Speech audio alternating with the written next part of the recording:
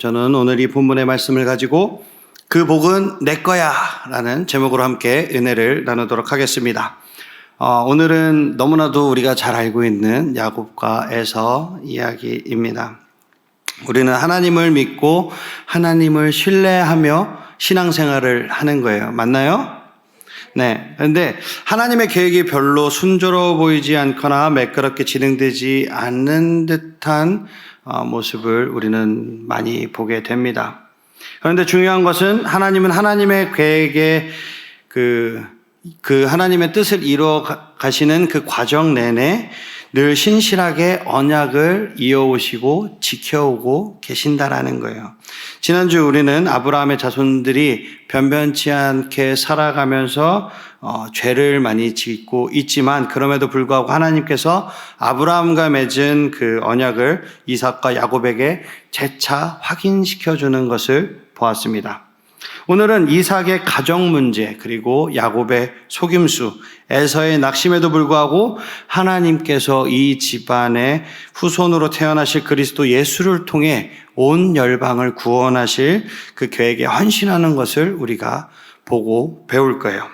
특별히 오늘 눈여겨볼 것은 자격이 없는 자들에게 자비를 베풀어 주시는 그 하나님, 특히나 자비 베풀어 주심을 즐겨 하시는 그 하나님께서 과연 우리가 우리 집에서 그리고 학교에서 학원에서 일반 친구들과의 관계에서 문제들과 씨름하는 중에도 은혜를 어떻게 베풀어 주시는지, 과연 우리의 삶의 관계 문제에도 하나님께서는 직접적으로 은혜를 베풀어 주시는지, 과연 주님은 우리 인생에 어떻게 개입하시고 우리에게 어떻게 은혜를 정말로 풍성하게 부어주시는지 살펴볼 것입니다. 그래서 여러분들에게 그 풍성한 은혜를 깨닫는 역사가, 은혜가 있기를 주님의 이름으로 축복합니다.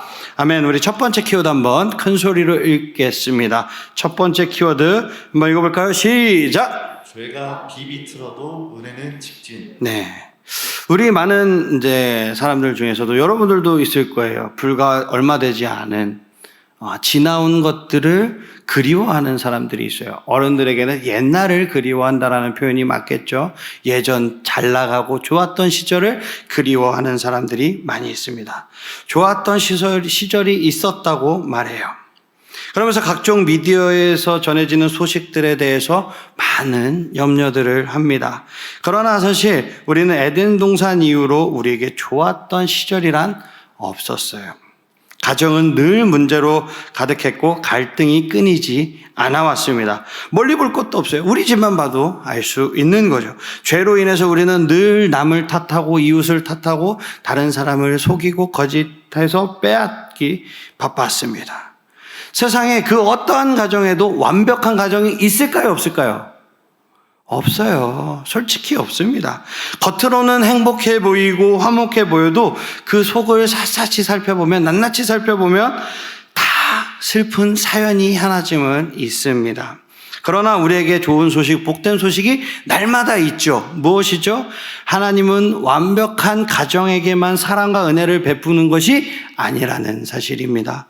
하나님은 깨어진 가정에도 자비를 여전히 베풀고 계시다라는 거예요. 하나님은 문제가 있는 가정을 사용하실 수 있고 실제로 그 가정들을 사용하셔서 하나님의 크신 계획을 이루어간다라는 것입니다.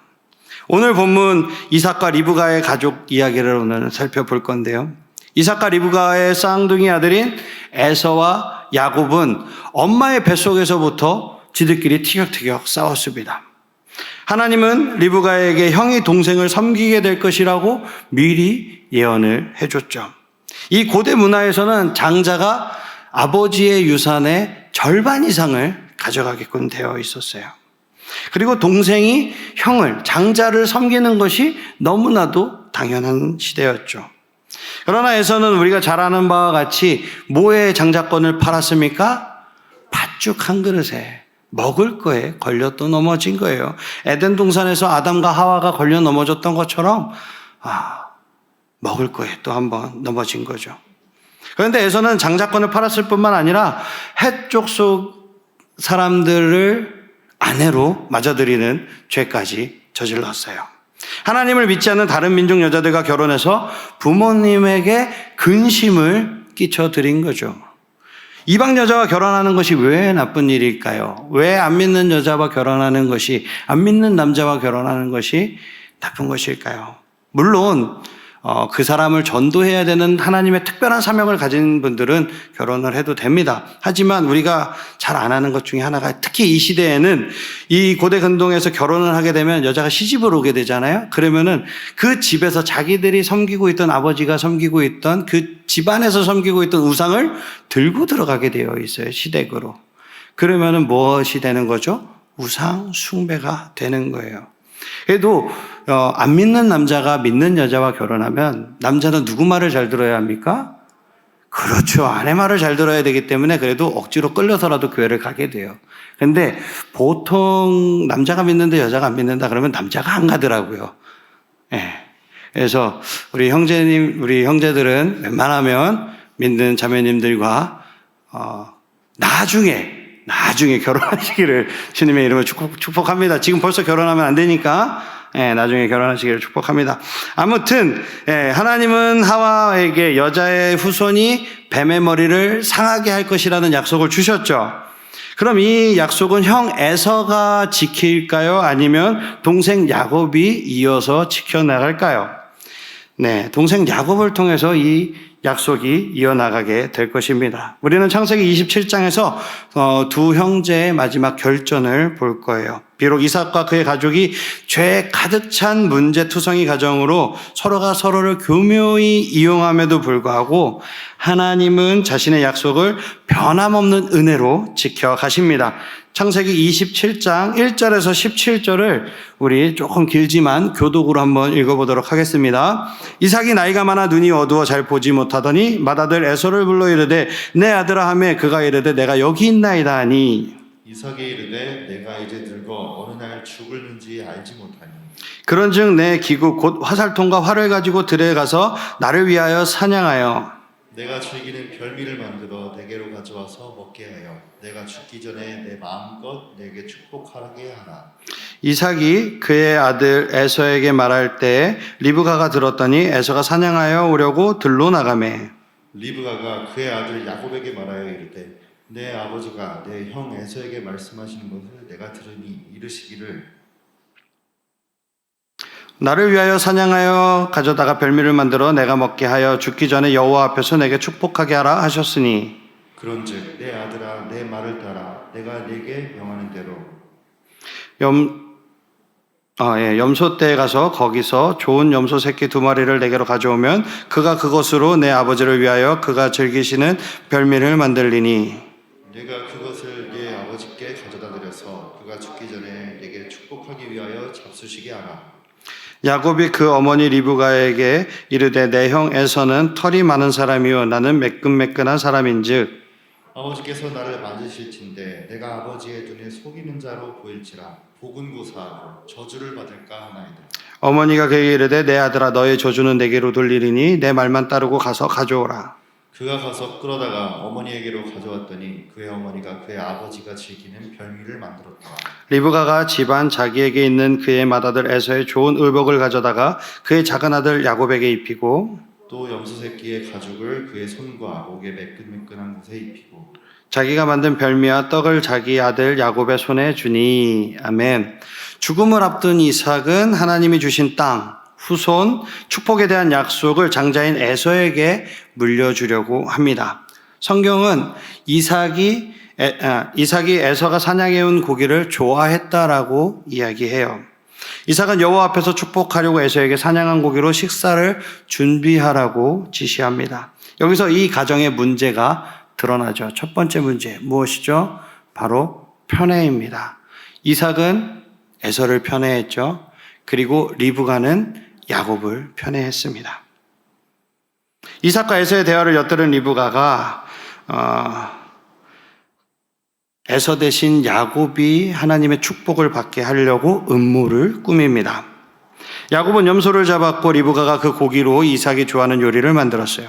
야곱에게 에서의 옷을 입히고 염소 가죽을 붙여서 털이 많은 것처럼 형의 그 몸처럼 만들었습니다. 창세기는 아브라함과 그의 후손 이야기를 가차없이 가감없이 묘사하고 있어요. 우리는 그들이 거짓말하고 음모를 꾸며 남을 이용하는 모습을 지금도 보고 있습니다. 아브라함과 이삭 모두 아내를 자매라고 속였죠. 내 누이라고 속여서 자기 생명을 보존했습니다. 그러나 하나님은 여전히 은혜로우셨어요. 하나님은 약속을 지키셨죠. 하나님의 구원 계획은 인간의 죄나 권모술수에 저지되는 그런 형태의 그런 것들이 아니라는 것을 볼 수 있습니다. 그래서 이 다음 이야기가 어떻게 진행되는지는 두 번째 키워드를 보면서 함께 이야기를 나누어 가도록 하겠습니다. 두 번째 키워드 큰 목소리로 읽어보겠습니다. 시작. 사기꾼이어도 괜찮아요. 네, 이어서 창세기 27장 18절부터 29절도 교독으로 한번 읽어보도록 하겠습니다. 야곱이 아버지에게 나아가서 내 아버지여 하고 부르니 이르되 내가 여기 있노라. 내 아들아 내가 누구냐? 야곱이 아버지에게 대답하되 나는 아버지의 말하를 에서로소이다. 아버지께서 내가 명하신 대로 내가 하였사오니 원하건대 일어나 앉아서 내가 사냥한 고기를 잡수시고 아버지 마음껏 내게 축복하소서. 이삭이 그의 아들에게 이르되 내 아들아 내가 어떻게 이같이 속히 잡았느냐? 그가 이르되 아버지의 하나님 여호와께서 나로 순조롭게 만나게 하셨음이니이다. 이삭이 야곱에게 이르되 내 아들아 가까이 오라. 내가 과연 내 아들 에서인지 아닌지 내가 너를 만져보려 하노라. 야곱이 그 아버지 이삭에게 가까이 가니 이삭이 만지며 이르되 음성은 야곱의 음성이나 손은 에서의 손이로다 하며 그의 손이 형 에서의 손과 같이 털이 있으므로 분별하지 못하고 축복하였더라. 이삭이 이르되 내가 참 내 아들 에서냐? 그가 대답하되 그러하니이다. 이삭이 이르되 내게로 가져오라. 내 아들이 사냥한 고기를 먹고 내 마음껏 내게 축복하리라. 야곱이 그에게로 가져가매 그가 먹고 또 포도주를 가져가매 그가 마시고 그의 아버지 이삭이 그에게 이르되 내 아들아 가까이 와서 내게 입 맞추라. 그가 가까이 와서 그에게 입 맞추니 아버지가 그의 옷에 향취를 맡고 그에게 축복하여 이르되 내 아들의 향취는 여호와께서 복 주신 밭의 향취로다. 하나님은 하늘의 이슬과 땅의 기름짐이며 풍성한 곡식과 포도주를 내게 주시기를 원하노라. 만민이 너를 섬기고 열국이 내게 굴복하리니 내가 형제들의 주가 되고 내 어머니의 아들들이 내게 굴복하며 너를 저주하는 자는 저주를 받고 너를 축복하는 자는 복을 받기를 원하노라. 아멘. 성경에 눈이 어두웠다라는 사람이 몇몇 등장해요. 오늘 여기 이삭도 그렇고 또 누가 있죠? 엘리도 그렇고요. 이 성경에 눈이 어두웠다라는 것은 영적으로 이제 분별하기 힘들어졌다라는 것을 이야기합니다. 여기 성경에 보면 이삭이 죽기 전에 축복을 하려고 했다고 해요. 근데 이삭이 언제 죽냐면요. 지금으로부터 40년을 더 살고 죽습니다. 엄청 더 오래 살고 죽어요. 그러니까 죽을 날이 아직도 멀었어요. 근데 본인은 이제 죽을 때가 됐다라고 생각을 해서 축복을 하겠다라는 거죠.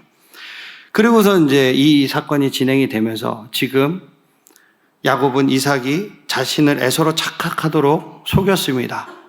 이게 눈이 밝았으면 분별할 수 있었으면 이게 속아 넘어갈 상황입니까? 솔직한 얘기로 말이 돼요? 손에다가 가죽 옷을 덮여 입혔다고 해서 목소리가 변하지 않았는데 알잖아요. 이삭도 목소리가 변하지 않았다라는 것을. 목소리는 야곱인데 손은 에서다. 이상하잖아요. 근데 의심을 못 하는 거예요.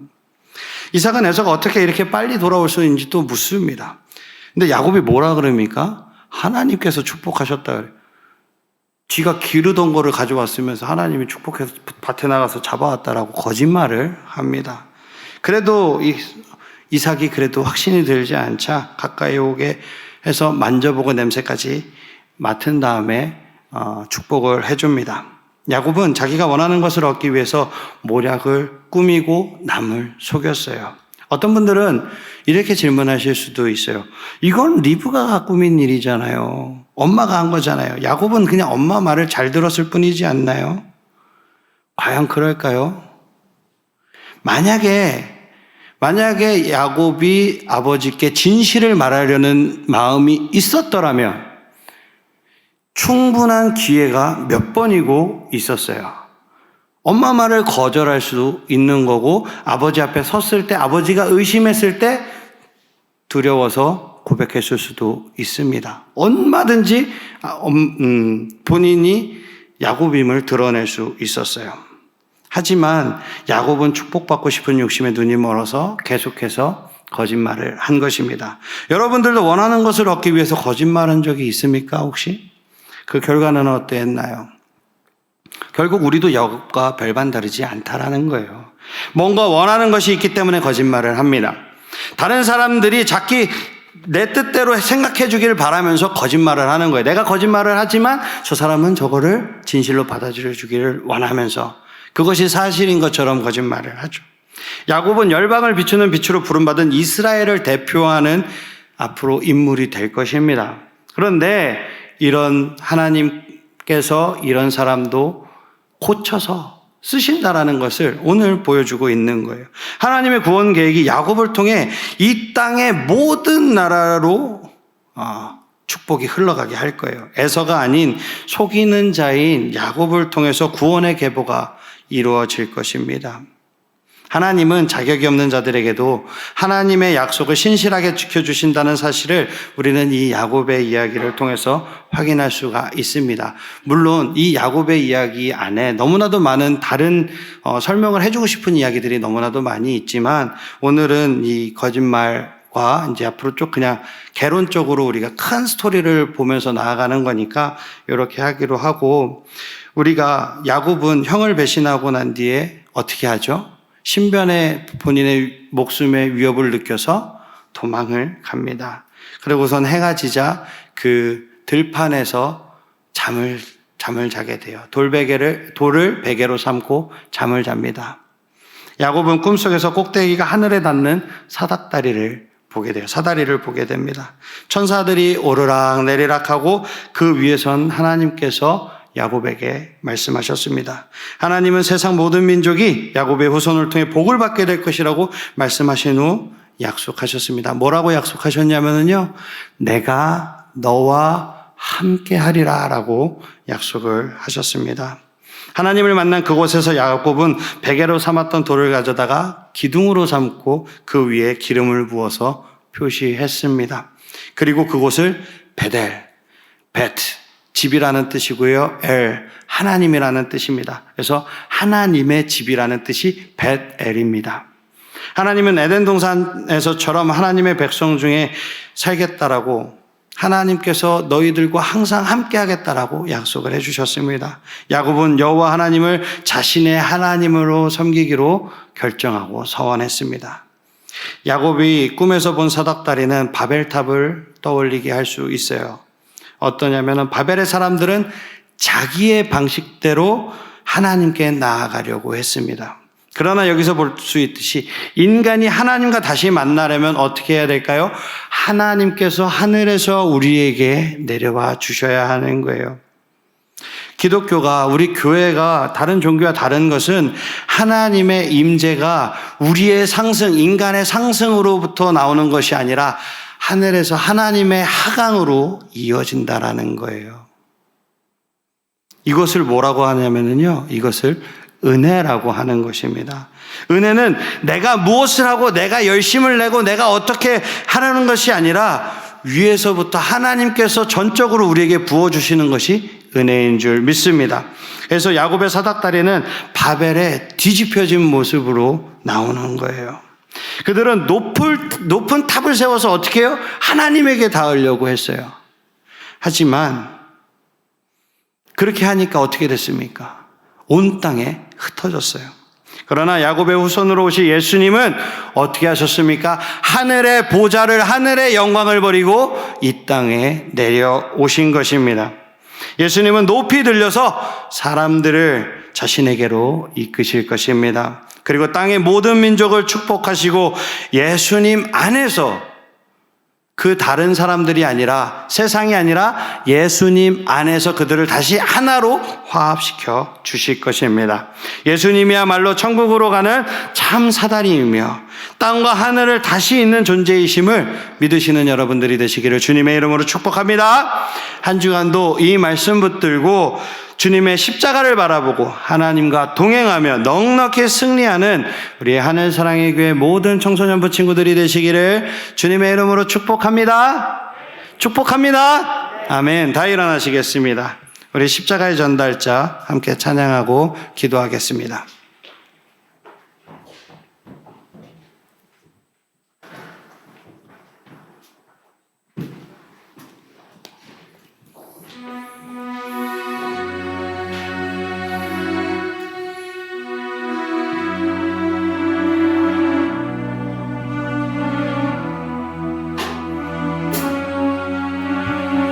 난 지극히 작은 자, 난 지극히 작은 자, 죄인 중에 괴수, 무익한 날 부르셔서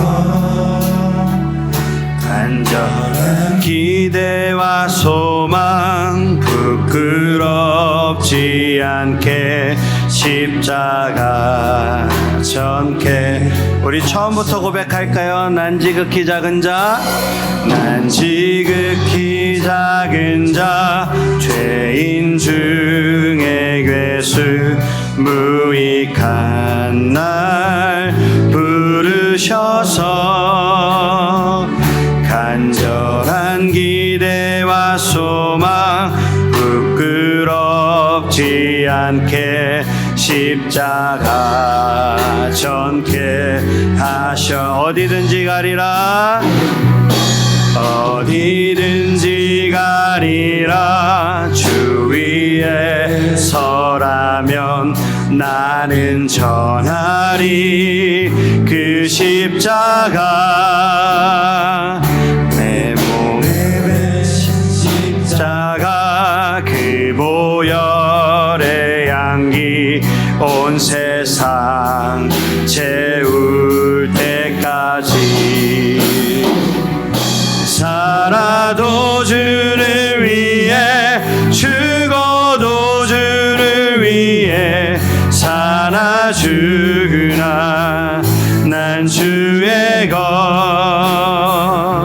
십자가의 능력, 십자가의 소망, 내 안에 주만 사시는 것. 난 지극히 작은 자, 죄인 중에 괴수, 무익한 날 부르셔서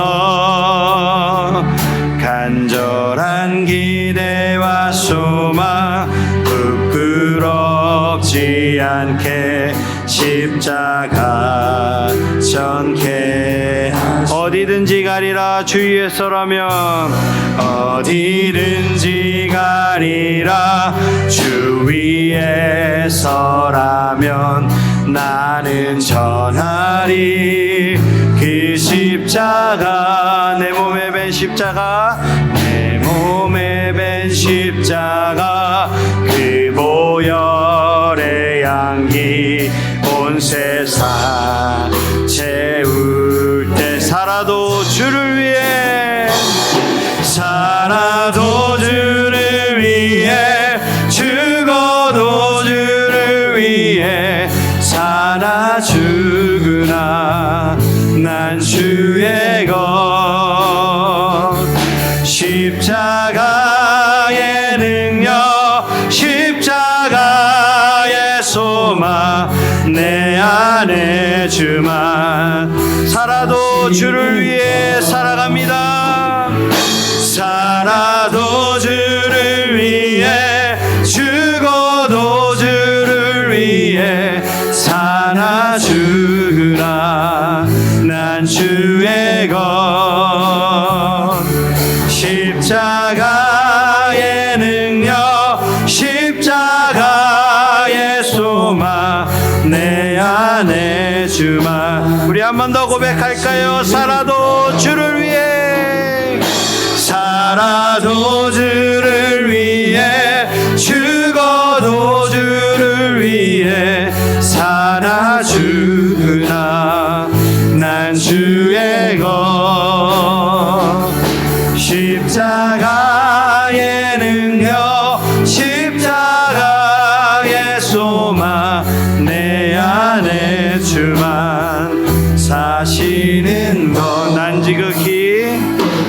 난 지극히 작은 자 죄인 중에 괴수 무익한 날 부르셔서 간절한 기대와 소망 부끄럽지 않게 십자가 전케 하셨. 내 사랑 나의 십자가 내 사랑 나의